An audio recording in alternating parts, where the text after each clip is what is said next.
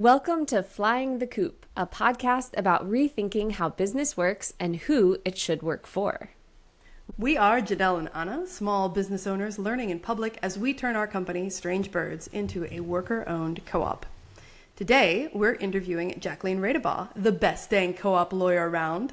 Jacqueline is a managing partner at Jason Weiner, a firm that provides legal and business consulting for mission-driven companies, social impact, and environmental enterprises. I met Jacqueline at a co-op law conference about a year ago. Yeah. Where I was, I think, one of the only two non-lawyers in the room. My brain completely melted. It was a conference for lawyers, but it was all focused on co-op law. I knew that a co-op was the direction Strange Birds wanted to head, and I didn't know what I didn't know. But I did get to meet Jacqueline there and instantly realized she just might be the perfect lawyer for when Strange Birds needed a lawyer to get all of our co-op documentation ducks in a row. Spoiler alert, she was the perfect lawyer. So, to get into our interview, Jacqueline, how did you originally become interested in co-op law? I did corporate tax law for a long time, and then I decided that's really not what I want for my life.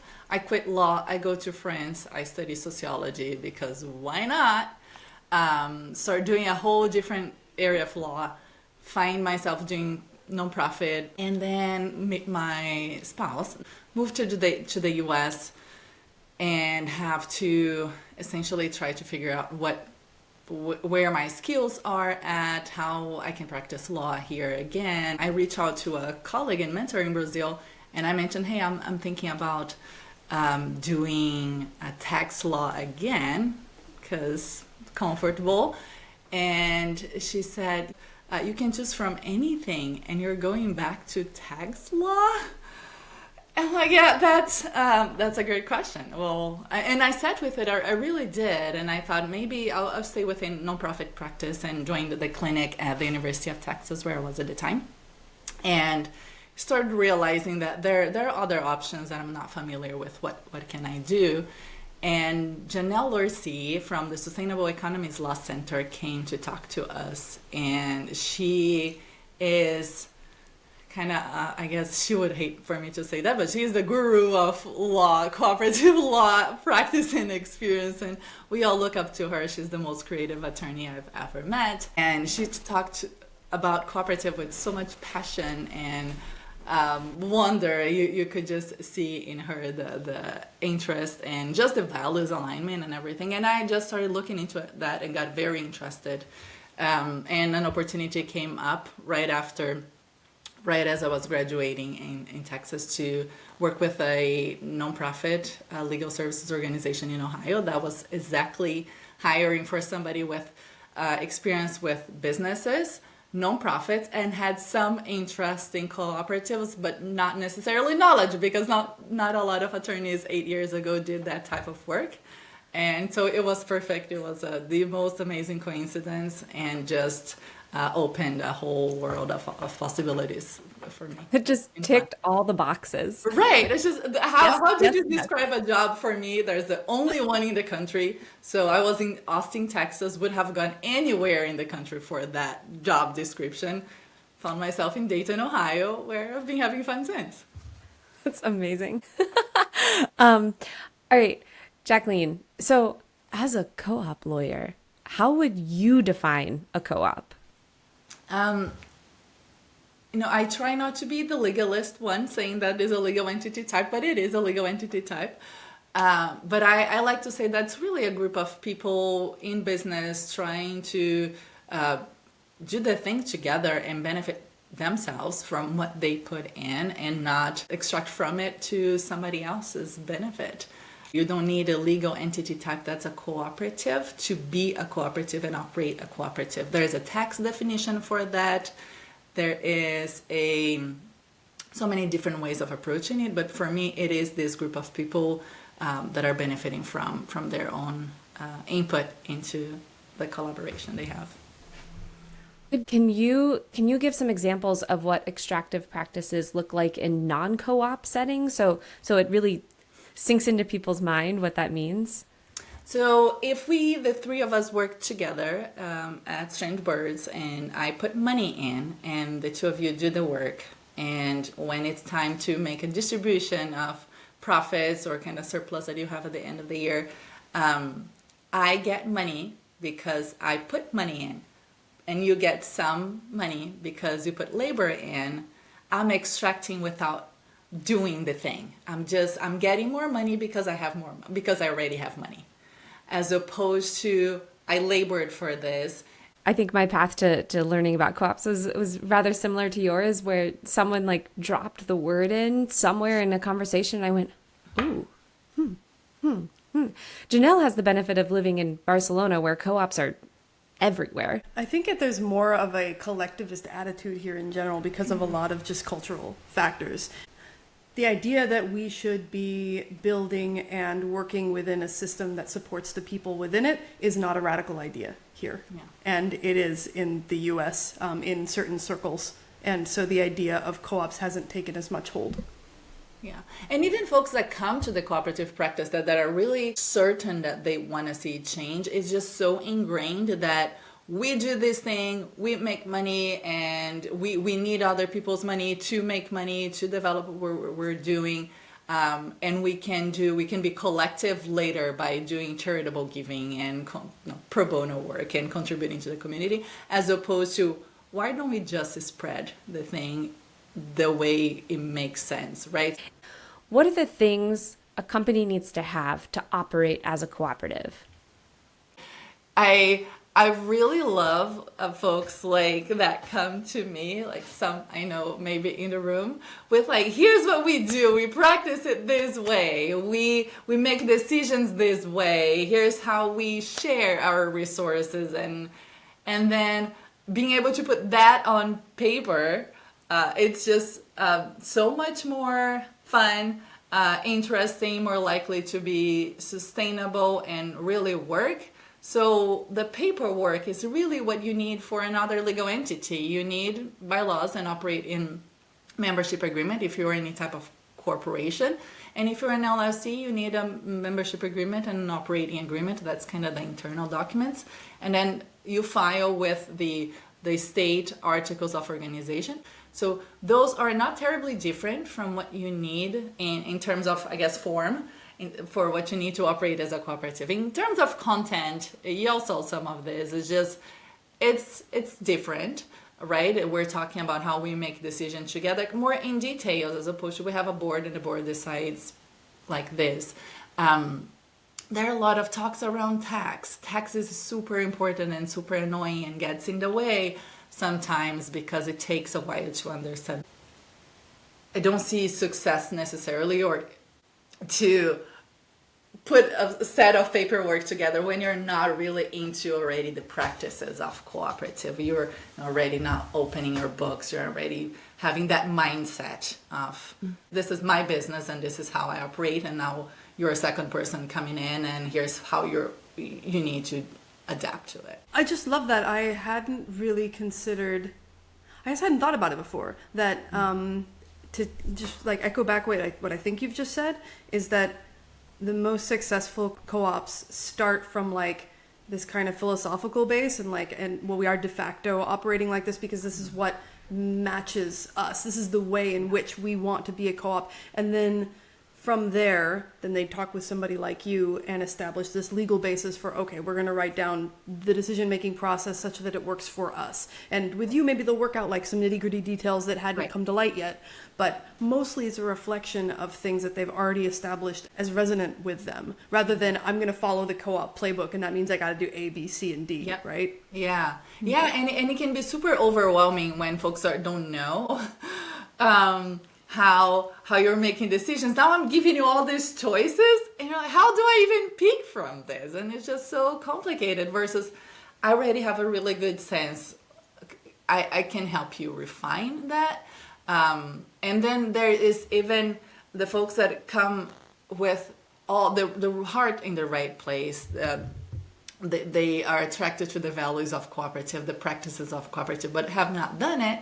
And have in their minds very ingrained the typical way of doing businesses, and then it really feels like square peg in a round hole when they're like, okay, but what about my seed round and my, I don't know, like, why do we need a seed round right now? Or what does that mean in your situation? Because you're bringing investors to take money out or to support your mission.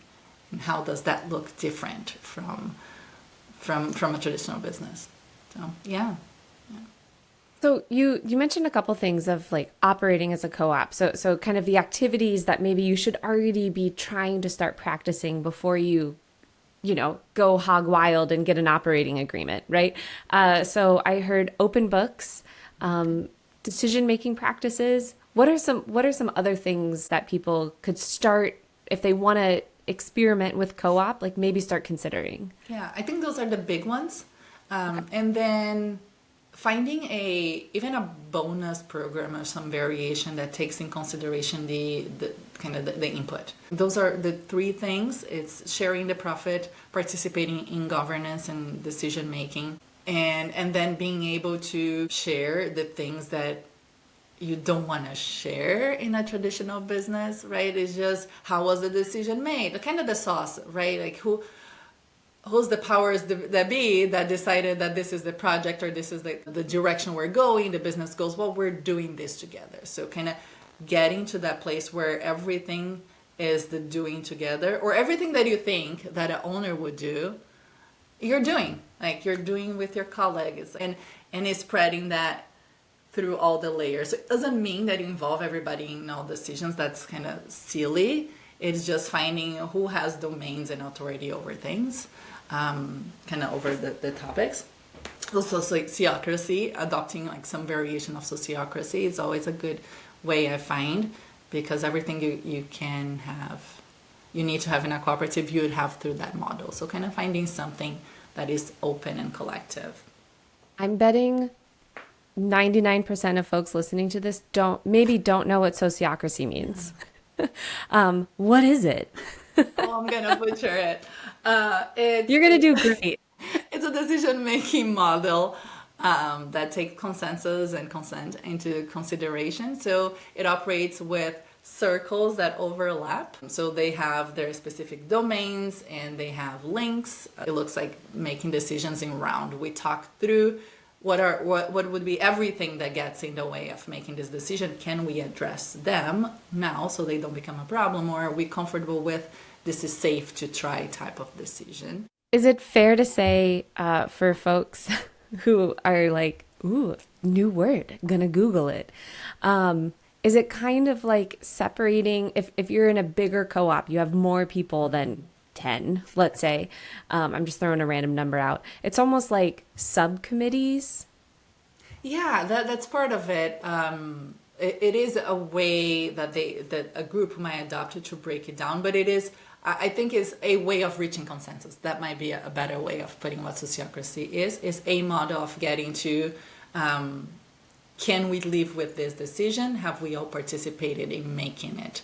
In sociocracy specifically, they do have committees that they call circles, that kind of each one of them have a specific set of authority. So I can make decisions up to this. And then after that, there's maybe a bigger circle that we are all participating in, where we adopt this kind of round set of decision making.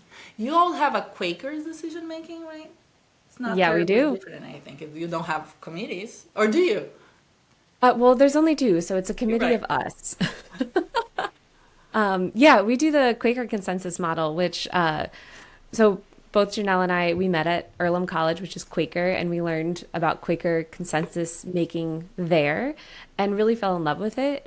So because Strange Birds our goal is not to become hundreds of people, hundreds of members in this co-op, it's maybe 5, maybe 10.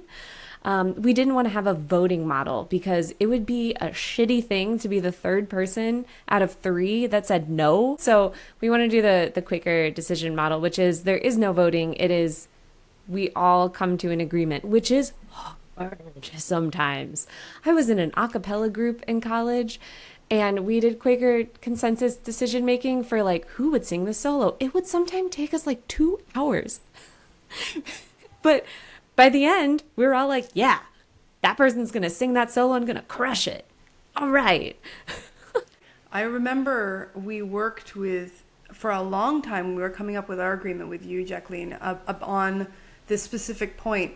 It's not that everyone has to be enthusiastically, hell yes, this is the exact right path. We all want to go down this, but you have to not have a serious objection that's based off of your principles. I think it's a principled objection, right? That's what we called it. So it's not just about like, well, I don't want that shade of blue for our logo because I don't like it, but rather I have a serious principled objection that this direction for our visual identity is going to be terrible for marketing, whatever it is. Like I have a worry that's based off of something. And so it's about coming to something that you can all agree is not going to run counter to what you believe, rather than necessarily everyone has to be enthusiastic about it. I think people get that wrong about consensus, because we're all very different people. We're going to feel differently about things, but the way that we run it, I can think of various decisions where we've both given margin to going forward with something that we weren't 100% enthusiastic, yes, but we thought,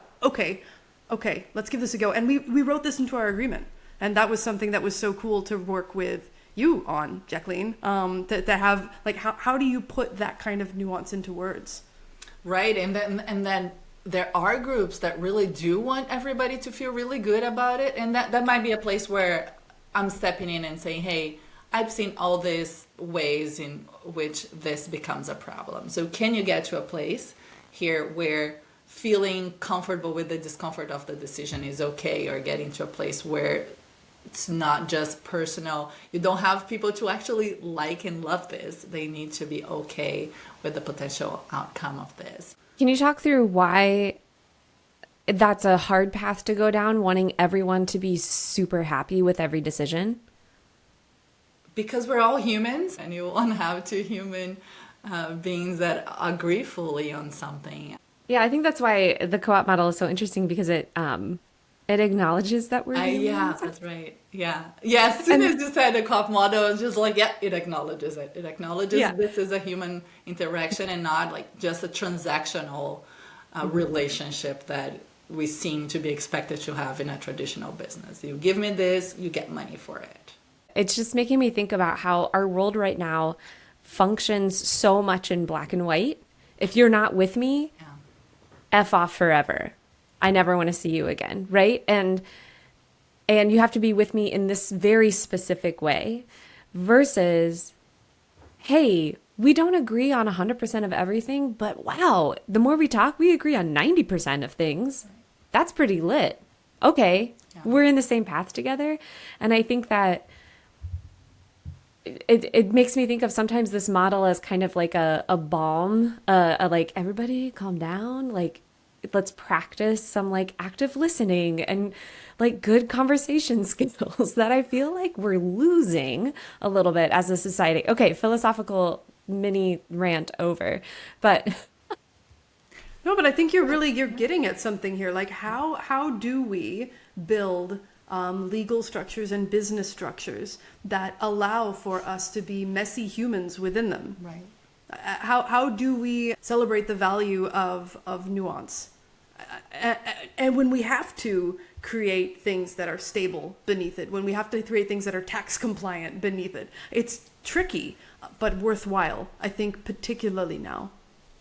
Yeah, I think that's really a appeal of the cooperative model, that is healing the way we interact, the way we do business, the way we make decisions that should impact how we relate to each other. If we can do this every day together and talk through things, we should be able to carry that also into our daily lives. That can allow us to live in community without fully agreeing on everything or being on the same page about every single thing. Yeah.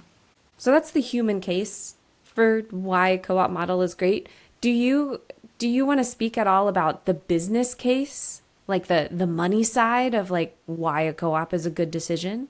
Yeah. So cooperatives have a way better track record of not going into bankruptcy, at surviving the foreclosure crisis for shared ownership models. So the cooperatives I've seen that have been successful it can get really large. So it's not a small business thing that we need to make all those decisions together. They can get large while giving benefits to employees, while having people have a good set of retirement savings, which you do a lot in ESOPs. The rate for ESOP retirement savings is a lot higher than a traditional business. So people tend to stay longer in those businesses as well. And they feel ownership. And whenever you have people engaged and feeling like they own this place and they own what they're doing, the outcome of business services, the goods, it's good. It's better. It's almost like because it's putting humans first and businesses are made with humans, it's better overall. Interesting. Who would have thought? I mean, part of our goal of this podcast is like to convince people to like maybe there's a different way of doing business. So If you have a cooperative that started with just one or two founders, they kind of want to have some control over it for a longer period of time. So sometimes I will push back to say, I would like to see you when you have convinced at least one or two more people that this can work for you, for your business. That mindset is one of the things that get in the way of moving forward with a successful cooperative. Anna, as the founder of Strange Birds, what's been your experience with that?